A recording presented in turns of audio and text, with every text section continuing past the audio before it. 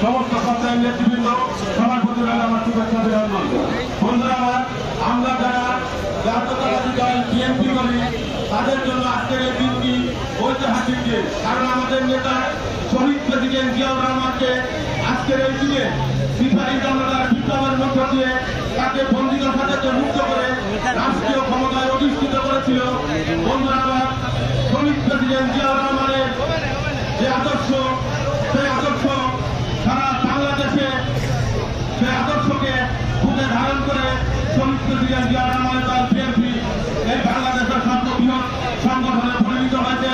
বন্ধুরা আমার, আগামীতে এই ফেব্রুয়ারিতে যে নির্বাচন, এই নির্বাচনে আমাদের মনোনীত প্রার্থী মধুখালী সন্তান বিগত 15টি বছর আন্দোলন সংগ্রামে যে নেতা আমাদের পাশে ছিল, সেই নেতার নমিনেশন নিয়েছে ষড়যন্ত্র শুরু হয়েছে।